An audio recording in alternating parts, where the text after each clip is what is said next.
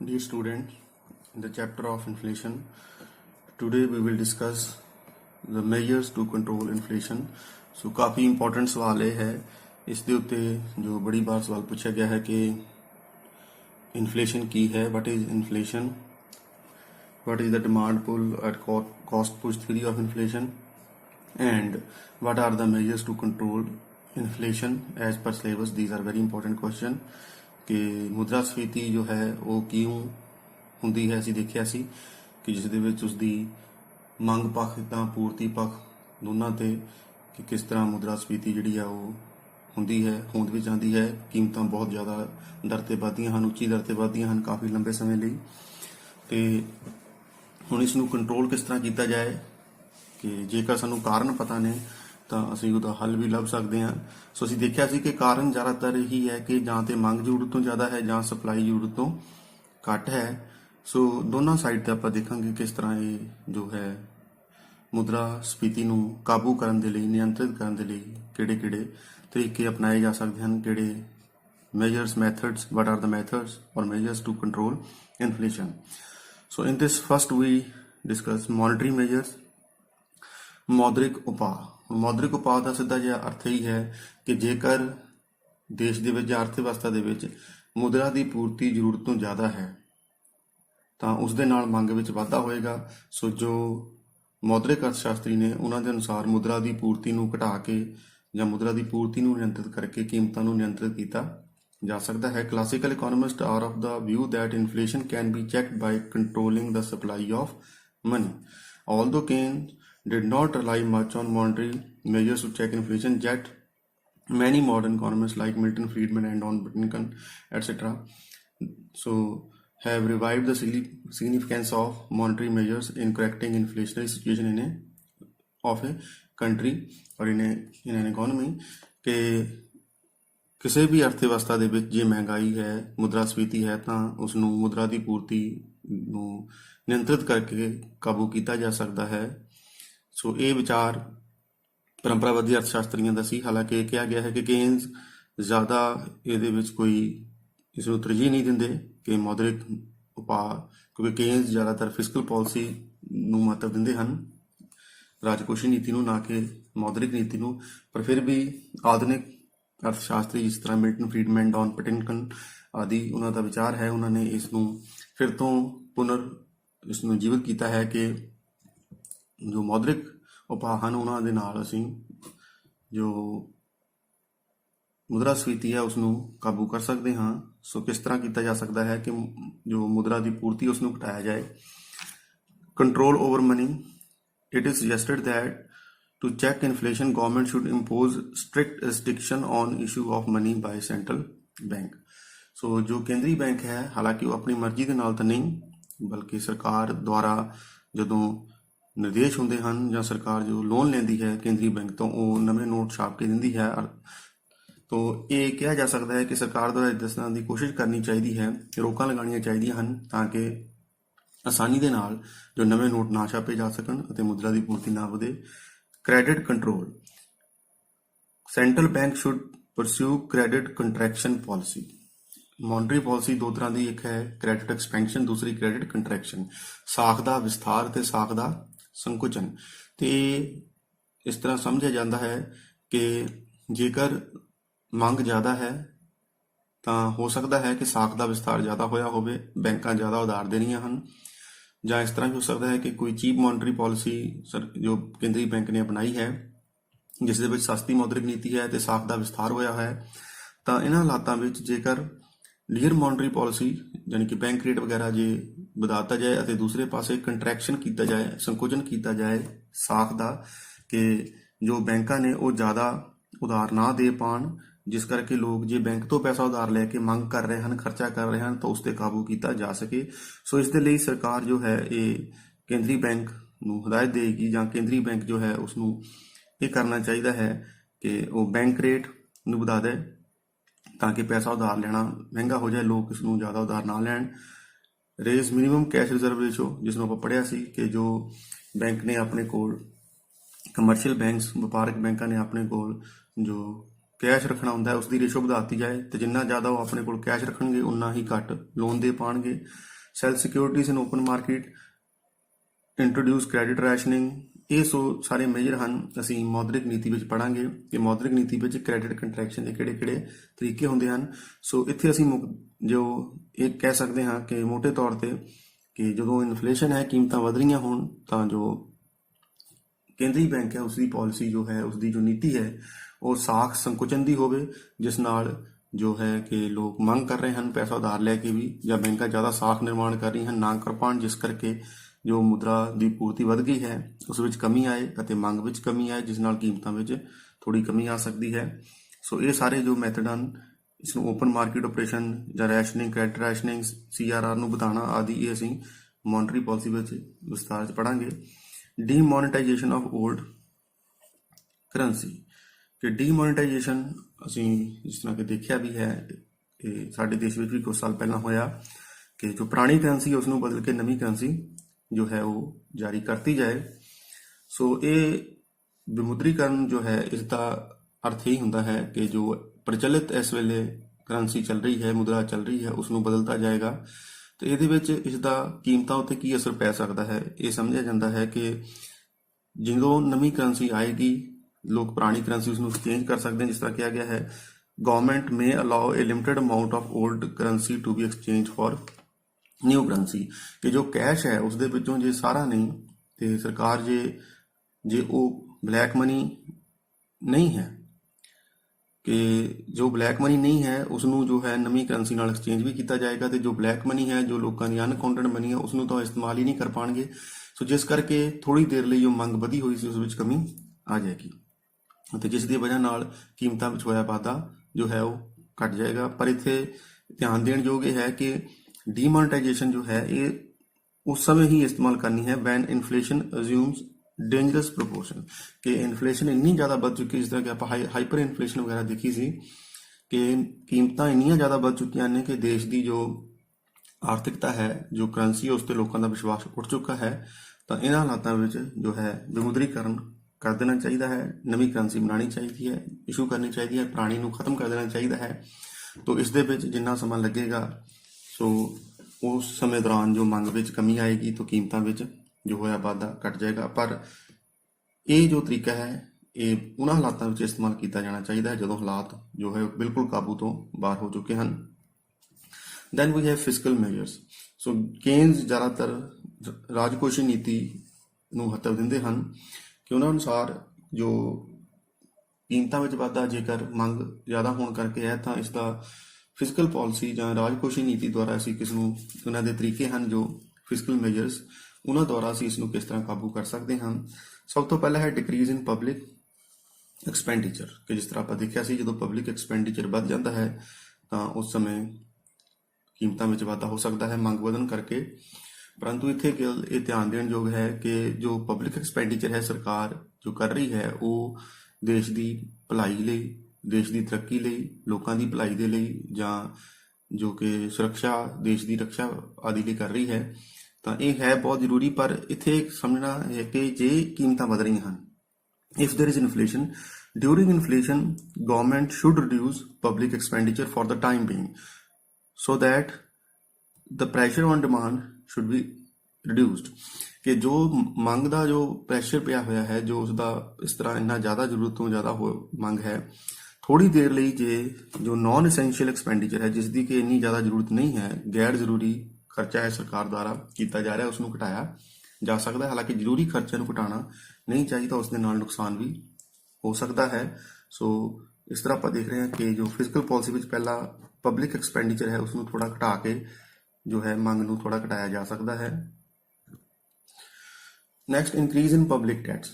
ਕਿ ਸਰਕਾਰ ਜੋ ਲੋਕਾਂ ਤੋਂ ਕਰਜ਼ੇ ਲੈ ਰਹੀ ਹੈ, ਜਦੋਂ ਲੋਕ ਸਰਕਾਰ ਨੂੰ ਕਰਜ਼ਾ ਦਿੰਦੇ ਹਨ, ਜੋ ਵਾਧੂ ਪੈਸਾ ਉਹਨਾਂ ਕੋਲ ਪਿਆ ਹੈ ਉਹ ਸਰਕਾਰ ਨੂੰ ਕਰਜ਼ ਦੇ ਰੂਪ ਵਿੱਚ ਦੇ ਦਿੰਦੇ ਹਨ,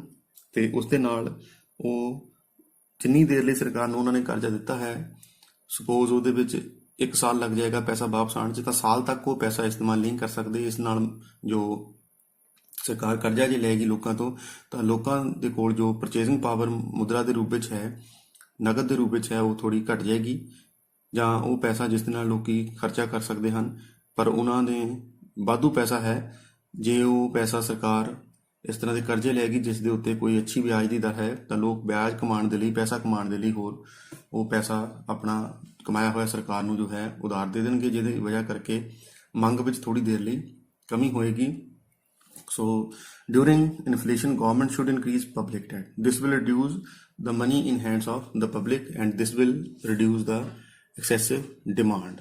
So ਜੇ excessive demand ਜੋ ਹੈ ਘਟ ਜਾਏਗੀ ਥੋੜੀ, ਤਾਂ ਕੀਮਤਾਂ ਵਿੱਚ ਕਮੀ ਆ ਜਾਏਗੀ। Delay in payment of old debts, ਕਿ ਜੋ ਪੁਰਾਣੇ ਕਰਜ਼ੇ ਸਰਕਾਰ ਨੇ ਲਏ ਹੋਏ ਸਨ, ਕਿ ਜੇਕਰ ਮੁਦਰਾਸਫੀਤੀ ਹੈ, ਮਹਿੰਗਾਈ ਹੈ, ਕੀਮਤਾਂ ਬਹੁਤ ਵੱਧ ਚੁੱਕੀਆਂ ਹਨ, ਤਾਂ ਇਹਨਾਂ ਹਾਲਾਤਾਂ ਵਿੱਚ ਥੋੜੀ ਦੇਰ ਦੇ ਲਈ ਉਹ ਜੋ ਪੁਰਾਣੇ ਕਰਜ਼ੇ ਜਿਨ੍ਹਾਂ ਨੂੰ ਵਾਪਸ ਕਰਨ ਦਾ ਸਮਾਂ ਆ ਗਿਆ ਸੀ, ਉਹ ਕਰਜ਼ਾ ਸਰਕਾਰ ਥੋੜੀ ਦੇਰ ਜੋ ਉਸ ਵਿੱਚ ਦੇਰੀ ਕਰਦੇ, ਅਰਥਾਤ ਥੋੜੀ ਦੇਰ ਲਈ ਉਹ ਜੋ ਪੈਸਾ ਲੋਕਾਂ ਦੇ ਹੱਥਾਂ ਵਿੱਚ ਜਾਣਾ ਹੈ, ਥੋੜੀ ਦੇਰ ਲਈ ਉਸ ਨੂੰ ਰੋਕ ਲਿਆ ਜਾਏ। ਸਰਕਾਰ ਇਸ ਤਰ੍ਹਾਂ ਕਰ ਸਕਦੀ ਹੈ। ਤਾਂ ਇਹਦੇ ਨਾਲ ਕੀ ਹੋਏਗਾ ਕਿ ਜੇਕਰ ਪੁਰਾਣੇ ਕਰਜ਼ਿਆਂ ਦੇ ਭੁਗਤਾਨ ਵਿੱਚ ਥੋੜੀ ਦੇਰੀ ਕਰਤੀ ਜਾਏਗੀ, ਤਾਂ ਥੋੜੀ ਦੇਰ ਲੋਕਾਂ ਨੂੰ ਹੋਰ ਇੰਤਜ਼ਾਰ ਕਰਨਾ ਪਏਗਾ ਤੇ ਪੈਸਾ ਉਹਨਾਂ ਦੇ ਹੱਥ ਵਿੱਚ ਜਲਦੀ ਵਾਪਸ ਨਹੀਂ ਆਏਗਾ, ਜਿਸ ਕਰਕੇ ਕੀਮਤਾਂ ਜੋ ਵਧੀਆਂ ਹਨ, ਮੰਗ ਵਧਣ ਕਰਕੇ ਉਹ ਥੋੜੀਆਂ ਘਟ ਸਕਦੀਆਂ ਹਨ। Increase in taxes, government can impose new taxes and raise rates of old taxes. However, care should be taken that taxes do not have any adverse effect on production. ਕਿ ਇੱਥੇ ਸਰਕਾਰ ਜੋ ਟੈਕਸ ਲਗਾਉਂਦੀ ਹੈ, ਕਰ ਲਗਾਉਂਦੀ ਹੈ, ਉਸ ਵਿੱਚ ਵਾਧਾ ਕੀਤਾ ਜਾਏ, ਤਾਂ ਇੱਥੇ ਇਹ ਦੇਖਿਆ ਜਾਏਗਾ ਕਿ ਜੋ ਡਾਇਰੈਕਟ ਟੈਕਸ ਹਨ, ਜਿਸ ਤਰ੍ਹਾਂ ਕਿ ਇਨਕਮ ਟੈਕਸ ਹੈ, ਇਹ ਜੇ ਵਧੇਗਾ ਤਾਂ ਇਸ ਦੇ ਨਾਲ ਲੋਕਾਂ ਦੀ ਡਿਸਪੋਜ਼ੇਬਲ ਇਨਕਮ, ਖਰਚਯੋਗ ਆਮਦਨ ਘਟੇਗੀ। Increase in direct taxes reduces the disposable income of people and they will not be in a position to demand more because of reduced disposable income. So ਇਹਦੇ ਨਾਲ ਕੀ ਹੈ ਕਿ ਜੋ ਖਰਚਯੋਗ ਆਮਦਨ ਹੈ ਉਹ ਲੋਕਾਂ ਦੀ ਘਟ ਜਾਏਗੀ, ਜੇ ਸਿੱਧੇ ਕਰ ਜੋ ਹਨ ਉਹ ਲਗਾਏ ਗਏ ਹਨ ਉਹਨੂੰ ਥੋੜਾ ਵਧਾਤਾ ਜਾਏ, ਉਹਨਾਂ ਦੀ ਦਰ ਥੋੜੀ ਵਧਾਤੀ ਜਾਏ। ਪਰ ਇੱਥੇ ਇਹ ਵੀ ਧਿਆਨ ਦੇਣਾ ਚਾਹੀਦਾ ਹੈ ਕਿ ਜੇ ਜੋ ਕਰ ਵਧਣਗੇ, ਟੈਕਸ ਰੇਟ ਵੱਧ ਜਾਏਗਾ, ਤਾਂ ਇਸ ਦਾ ਉਤਪਾਦਨ ਤੇ ਬੁਰਾ ਅਸਰ ਨਾ ਪਏ, ਕਿਉਂਕਿ ਹੋ ਸਕਦਾ ਹੈ ਕਿ ਜੋ ਕਾਰਪੋਰੇਟ ਸੈਕਟਰ ਹੈ ਉਸ ਤੇ ਜ਼ਿਆਦਾ ਟੈਕਸ ਲੱਗਣ ਕਰਕੇ ਉਹ ਬਹੁਤ ਨਿਰਉਤਸ਼ਾਹਿਤ ਹੋ ਜਾਣ ਅਤੇ ਪ੍ਰੋਡਕਸ਼ਨ ਜ਼ਿਆਦਾ ਨਾ ਕਰਨ, ਇਸ ਦਾ ਉਲਟਾ ਅਸਰ ਵੀ ਹੋ ਸਕਦਾ ਹੈ। ਸੋ ਇਹ ਸਰਕਾਰ ਨੂੰ ਦੇਖਣਾ ਪਏਗਾ ਕਿ ਜੇ ਇਨਫਲੇਸ਼ਨ ਹੈ ਤਾਂ ਟੈਕਸ ਰੇਟ ਕਿੰਨਾ ਕੁ ਵਧਾਇਆ ਜਾਏ, ਮਨਮਰਜ਼ੀ ਦੇ ਨਾਲ ਉਸ ਨੂੰ ਨਹੀਂ ਵਧਾਉਣਾ ਚਾਹੀਦਾ। Then over valuation of money, ਇਸ ਨੂੰ ਕਹਿੰਦੇ ਹਨ ਕਿ ਜੋ ਓਵਰ ਵੈਲਿਊਏਸ਼ਨ ਆਫ ਮਨੀ ਤੋਂ ਕੀ ਭਾਵ ਹੈ ਕਿ ਅਤੀ ਮੁੱਲਨ ਕਰਨਾ ਮੁਦਰਾ ਦਾ, ਕਿ ਜੋ ਵਿਦੇਸ਼ੀ ਮੁਦਰਾ ਹੈ ਉਸ ਦੇ ਮੁਕਾਬਲੇ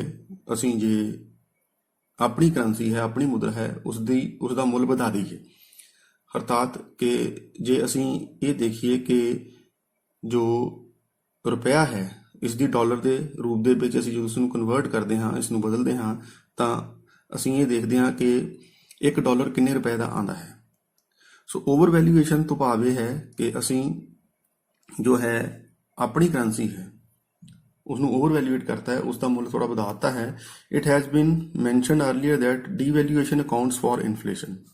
ਕਿ ਡੀਵੈਲਿਊਏਸ਼ਨ ਤੋਂ ਭਾਵ ਹੈ ਕਿ ਮੁਦਰਾ ਦਾ ਅਵਮੂਲਨ। ਉਸ ਦਾ ਅਰਥ ਇਹ ਹੈ ਕਿ ਮੁਦਰਾ ਦਾ,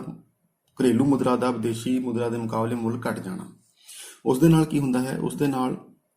ਜੋ ਇਨਫਲੇਸ਼ਨ ਜਿਹੜੀ ਹੈ ਉਹ ਵੱਧਦੀ ਹੈ। ਉਸ ਦੀ ਵਜ੍ਹਾ ਜੋ ਹੈ ਅਸੀਂ ਜਦੋਂ ਇੰਟਰਨੈਸ਼ਨਲ ਟ੍ਰੇਡ ਵਗੈਰਾ ਪੜ੍ਹਦੇ ਹਾਂ, ਫੋਰ ਐਕਸਚੇਂਜ ਰੇਟ ਪਾਲਿਸੀ ਵਗੈਰਾ ਪੜ੍ਹਦੇ ਹਾਂ, ਤਾਂ ਉਹਦੇ ਵਿੱਚ ਅਸੀਂ ਦੇਖਾਂਗੇ ਕਿ ਪਹਿਲਾਂ ਜਦੋਂ ਕਿ ਇਹ ਮਾਰਕੀਟ ਦੇ ਉੱਤੇ ਨਹੀਂ ਸੀ ਨਿਰਭਰ ਕਰਦਾ ਕਿ ਐਕਸਚੇਂਜ ਰੇਟ ਕੀ ਹੋਏਗਾ, ਤਾਂ ਉਹਨਾਂ ਹਾਲਾਤਾਂ ਵਿੱਚ ਸਰਕਾਰ ਆਪ ਹੀ ਤੈਅ ਕਰ ਸਕਦੀ ਸੀ। ਸਰਕਾਰ ਕੋਲ ਕੁਝ ਪਾਵਰ ਹੈ ਜਿਸ ਦੇ ਨਾਲ ਉਹ ਆਪਣੀ ਕਰੰਸੀ ਨੂੰ ਵਿਦੇਸ਼ੀ ਮੁਦਰਾ ਦੇ ਮੁਕਾਬਲੇ ਉਸ ਦਾ ਮੁੱਲ ਤੈਅ ਕਰ ਸਕਦੀ ਹੈ। ਪਰ ਅੱਜ ਕੱਲ੍ਹ ਇਸ ਤਰ੍ਹਾਂ ਨਹੀਂ ਹੈ। ਹੁਣ ਤੋਂ ਜੋ ਮਾਰਕੀਟ ਦੇ ਅਕੋਰਡਿੰਗ ਹੀ ਇਹ ਚੱਲਦਾ ਹੈ ਕਿ ਡਾਲਰ ਕਿੰਨੇ ਰੁਪਏ ਦਾ ਹੋਏਗਾ। ਸੋ ਇਸ ਦੇ ਵਿੱਚ ਸਰਕਾਰ ਕੋਈ ਜ਼ਿਆਦਾ ਦਖਲਅੰਦਾਜ਼ੀ ਨਹੀਂ ਕਰਦੀ। ਇਸ ਦਾ ਮੁੱਲ ਜੋ ਹੈ ਉਹ ਬਾਜ਼ਾਰ ਦੀਆਂ ਤਾਕਤਾਂ ਦੁਆਰਾ,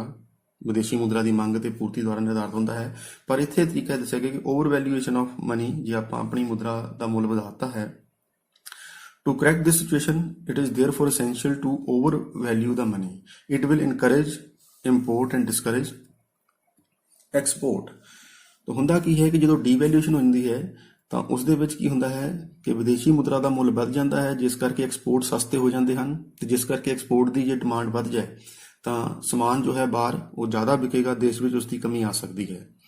ਤਾਂ ਇੱਥੇ ਇਹ ਸਮਝਣਾ ਚਾਹੀਦਾ ਹੈ ਕਿ ਥੋੜਾ ਜਿਹਾ ਅਸੀਂ ਐਕਸਪੋਰਟ ਨੂੰ ਘਟਾਉਣਾ ਹੈ, ਡਿਸਕਰੇਜ ਕਰਨਾ ਹੈ, ਤਾਂ ਕਿ ਜੋ ਐਕਸਪੋਰਟਰ ਬਾਹਰ ਜ਼ਿਆਦਾ ਸਮਾਨ ਨਾ ਵੇਚ ਪਾਣ ਤਾਂ ਇੱਕ ਤਰੀਕਾ ਹੋ ਸਕਦਾ ਹੈ ਓਵਰ ਵੈਲਿਊਏਸ਼ਨ ਆਫ ਮਨੀ, ਕਿ ਆਪਣੀ ਕਰੰਸੀ ਦਾ ਵਿਦੇਸ਼ੀ ਮੁਦਰਾ ਦੇ ਮੁਕਾਬਲੇ ਮੁੱਲ ਵਧਾ ਦਿਓ ਤਾਂ ਉਸ ਦੇ ਵਿੱਚ ਹੋਏਗਾ ਕਿ ਇੰਪੋਰਟ ਸਸਤਾ ਹੋ ਜਾਏਗਾ ਤੇ ਐਕਸਪੋਰਟ ਮਹਿੰਗਾ ਹੋ ਜਾਏਗਾ, ਜਿਸ ਕਰਕੇ ਐਕਸਪੋਰਟ ਥੋੜੇ ਘਟਣਗੇ, ਜਿਸ ਦੇ ਨਾਲ ਕਿ ਜੋ ਸਮਾਨ ਬਾਹਰ ਜਾ ਰਿਹਾ ਹੈ ਉਹ ਥੋੜਾ ਘਟ ਜਾਏਗਾ ਤੇ ਉਸ ਦੀ ਜੋ ਪੂਰਤੀ ਹੈ ਆਪਣੇ ਦੇਸ਼ ਵਿੱਚ ਹੈ ਉਹ ਵੱਧ ਜਾਏਗੀ, ਜਿਸ ਨਾਲ ਹੋ ਸਕਦਾ ਹੈ ਕੀਮਤਾਂ ਥੋੜੀਆਂ ਘਟ ਜਾਣ तो ये जो है तरीका इस्तेमाल किया जा सकता है। पर इत्थे ये दसना जरूरी है कि इसकी कोई ज़्यादा गुंजाइश हुण नहीं है। मौजूदा हालातों में सरकार अपनी मर्जी नाल जो करंसी का मुल तय नहीं कर सकती, हुण ये बाजार दी ताकतां अनुसार ही हुंदा है। दैन लैस डेफिसिट फाइनेंसिंग, ये तरीका जो है थोड़ा कारगर सिद्ध हो सकता है कि इन्फ्लेशन के टाइम महंगाई के समय सरकार नूं घाटे की वित्त व्यवस्था थोड़ी घट करनी चाहिए, अर्थात कि जे नॉन एसेंशियल एक्सपेंडिचर जो है गैर जरूरी खर्चा सरकार द्वारा होंदा है उसनूं घटाया जाए। वो खर्चे जिहड़े जिन्हां तो बगैर अर्थव्यवस्था जो है आसानी नाल जो है उस विच कोई प्रॉब्लम ना आवे, अर्थव्यवस्था जिहड़ी आसानी नाल काम कर सके, तो इदां दे खर्चे जिहड़े है वो गैर जरूरी घटा देने चाहिए हैं। तो कोशिश करनी चाहिए है कि सरकार घाटे का बजट ज़्यादा ना बनाए, क्योंकि जिन्ना ज़्यादा घाटे का बजट पेश करेगी उन्ने ही फिर नवे नोट छापे जाएंगे, जां जिस दे नाल आपां जाणदे हां कि देश विच मुद्रा की पूर्ति वधेगी ते मंग वधेगी अते कीमतां होर वधणगीਆਂ। So during inflation government should reduce deficit financing, the level of deficit financing, because then we have some other measures. इस तो इलावा कुछ होर तरीके भी हो सकते हैं जिस विच असीं देखांगे कि किस तरह असीं जो मुद्रास्फीति उसनूं काबू कर सकते हाँ। सो ये कुछ तरीके जो आप देख रहे हैं वो की हैं कि जेकर डिमांड साइड ते जां सप्लाई साइड ते किस तरह दी कुछ मेजर्स, कुछ मैथड जां कुछ स्टैप लै जाण। इनक्रीज इन प्रोडक्शन, सो सब तो पहला तो यही है कि उत्पादन नूं वध तो वध वधाउण दी कोशिश की जाए, क्योंकि मंग नूं घटाना जां मंग नूं काबू करना केवल इन्ना आसान नहीं हुंदा। सो इस करके ज़्यादा इसका most effective and direct method of checking inflation is to increase output, कि प्रोडक्शन को बढ़ाया जाए। In order to increase production public sector should be expanded and private sector should be given incentives and basic facilities for industrial advancement, कि उत्पादन बढ़ाने लिए जो public sector है, सार्वजनिक क्षेत्र है, वो भी अगे आए, तो जो प्राइवेट सेक्टर है, निजी क्षेत्र है, उसनों भी जो है कई तरह दियां इंसेंटिव्स, कई तरह के उसनों उत्साहित करना चाहिए है, उन्होंने जो सहूलतां दित्तियां जाणियां चाहिए हैं ताकि वध तो वध उत्पादन कर सकन। Proper commercial policy, in order to increase supply of goods government should pursue proper commercial policy. So इस दे विच असीं की देखते हैं कि जेकर असीं एक कमर्शियल पॉलिसी व्यापारक नीति जो सही है कि जिन्हां पदार्थां की सानूं बहुत ज़्यादा जरूरत है जां देश नूं आप लोगों को जरूरत है, उन्हां दा जो एक्सपोर्ट है, निर्यात है, उसनूं निरुत्साहित करना चाहिए। अर्थात कि जिन्हां वस्तुओं की साडे अपने देश में काफ़ी मांग है उन्हां दा निर्यात ज़्यादा ना किया जाए, जां रादर इदां दीयां वस्तुओं जिन्हां दी कमी है उन्हां दा इंपोर्ट भी बढ़ाना चाहिए है। सो जेकर असीं निर्यात ज़्यादा नहीं करांगे इन्हां वस्तुओं का जो साडे देश में भी काफ़ी मंग जिन्हां दी है, तो इस दे नाल जरूरत पैण दे उत्ते जदों मंग वधेगी तो उन्हां दा सप्लाई उन्हां दी पूर्ति साडे कोल पर्याप्त मात्रा में होएगी, जिस नाल कीमतां ज़्यादा नहीं बढ़णगीਆਂ। प्रॉपर इन्वेस्टमेंट पॉलिसी, सो सही निवेश नीति, investment in those industries be increased where in production of goods can be accelerated over a short period, कि जो निवेश कित्थे करना चाहिए है जिस तरह पूंजी निर्माण होंदा है, उत्पादन समर्था बढ़ती है, तो इदां दे उद्योग लगाने चाहिए हैं, इदां दी जगह ते निवेश किया जाना चाहिए है जिथे थोड़े समय में ही आपां उत्पादन नूं वधा सकते हैं। सो इस तरह की जो निवेश है, हालांकि आप जानते हैं कि वेले देश के हालातों करके जां अर्थव्यवस्था की तरक्की करके इदां दा निवेश भी करना पैंदा है, जिस तरह डैम वगैरह बनाने जां सड़कां बनाणियां, जिहदे विच काफ़ी ज़्यादा लंबा समा लग जाता है। सो इसका अर्थ ये नहीं है कि वो निवेश ना किया जाए, पर इस तरह की पॉलिसी होवे कि असीं सारा ध्यान इधर ना लगा दीए जिथे लॉन्ग जेस्टेशन पीरियड है। सो ये जेस्टेशन पीरियड की है कि कितना टाइम लग जाता है किसी भी प्रोजैक्ट नूं पूरा होने दे विच, शुरुआत तो लैके आखिर तक। सो जिन्ना घट समा लगे उन्ना अच्छा है। सो पर कई प्रोजैक्ट इदां दे हुंदे हन जो देश लई जरूरी हैं ते उन्हां दे लई निवेश भी करना पैंदा है। पर इस तो इलावा ध्यान देना चाहिए है कि government should increase investment in those areas as well where the gestation period is not that long, it is short, means production can be increased in a very short period कि बड़ी जल्दी जो है उत्पादन ਵਧਾਇਆ ਜਾ ਸਕੇ। ਇੱਦਾਂ ਦਾ ਨਿਵੇਸ਼ ਕੀਤਾ ਜਾਏ ਜਿੱਥੇ ਕਿ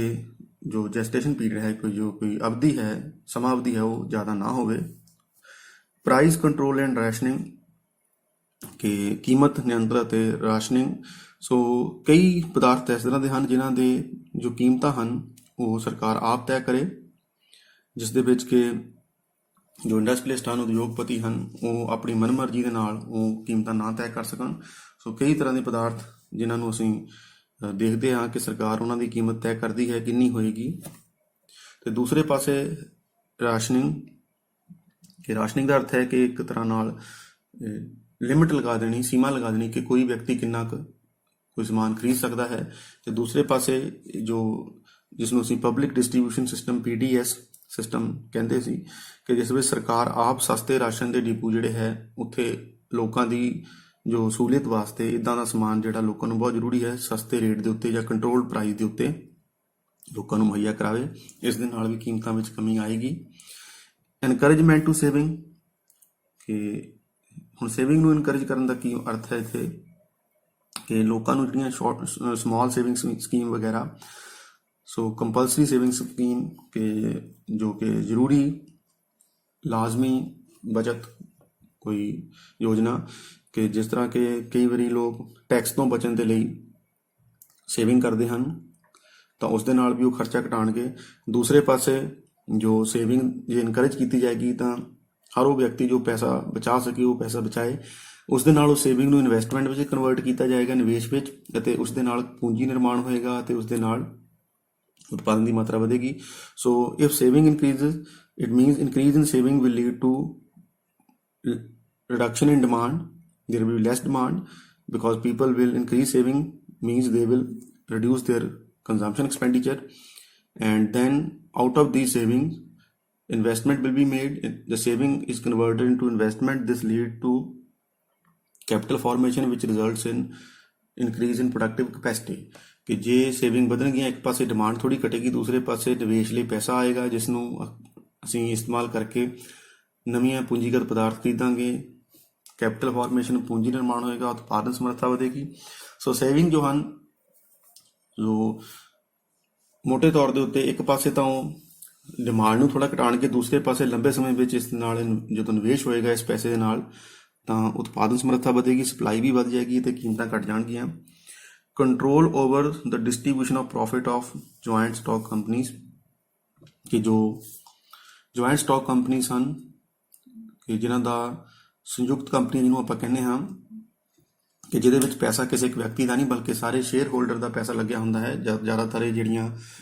ਕੰਪਨੀਜ਼ ਨੇ ਉਹ ਸ਼ੇਅਰ ਮਾਰਕੀਟ ਦੇ ਵਿੱਚ ਇਸ ਤਰ੍ਹਾਂ ਸ਼ੇਅਰ ਵੇਚ ਕੇ ਪੈਸਾ ਇਕੱਠਾ ਕਰਦੀਆਂ ਹਨ। ਸੋ ਜਿਨ੍ਹਾਂ ਲੋਕਾਂ ਨੇ ਕੰਪਨੀਜ਼ ਦੇ ਵਿੱਚ ਇਹ ਪੈਸਾ ਲਗਾਇਆ ਹੁੰਦਾ ਹੈ